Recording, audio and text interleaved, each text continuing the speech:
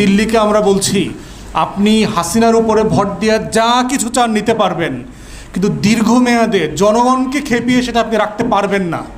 আপনার নিজের ইতিহাস থেকে আপনি শেখেন। শ্রীলঙ্কার দিকে তাকান, যাচ্ছে তাই করেছেন শ্রীলঙ্কাতে। তামিলদেরকে ফান্ডিং করে অস্ত্র দিয়ে দেশকে অরাজক করে ফেলছিলেন। সেই শ্রীলঙ্কাতে আপনাদের অবস্থা কি আজকে?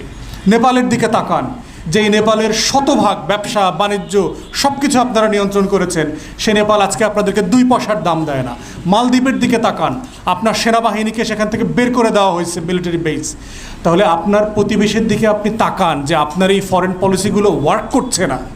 So for God's sake come back to your common sense. এই জন্য দিল্লিকে বলছি, বাংলাদেশের 20 কোটি মানুষের সাথে বেইমানি করে শুধুমাত্র একটা করদ রাজ্যের মুখ্যমন্ত্রীর উপর ভরসা করে যদি আপনারা মনে করেন যে আপনারা 800 কিলোমিটার রাস্তা 1000 কিলোমিটার রাস্তা বাংলাদেশের বুকের উপর দিয়ে চলে যাবেন, বোকার স্বর্গে বাস করছেন।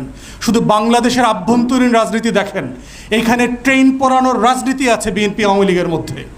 স্লিপার খুলে ফেলা, ট্রেনের লাইন উঠাইয়া দেওয়া, আগুন দিয়ে ট্রেনের বগি পরাইয়া দিয়ে মানুষ মেরা ফেলা, এই রাজনীতি বাংলাদেশে আছে। আপনি 800 কিলোমিটার রাস্তা ট্রেন নিয়ে যাবেন এখান থেকে নিরাপদে? এটা প্র্যাকটিক্যালি সম্ভব? বাংলাদেশের মানুষকে খুশি না করে একটা অগণতান্ত্রিক রাজ্যের সাথে মুখ্যমন্ত্রীর সাথে চুক্তি করে? অসম্ভব ব্যাপার, হইতেই পারে না।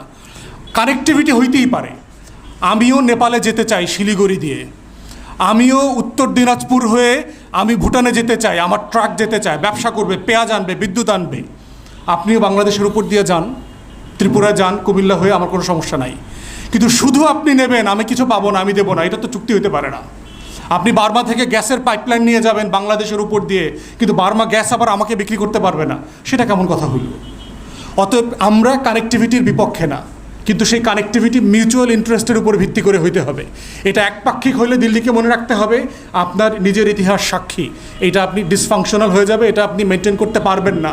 চুক্তি শেষ না, লং টার্মে এই স্বার্থ ধরে রাখাটা হলো বড় চ্যালেঞ্জ।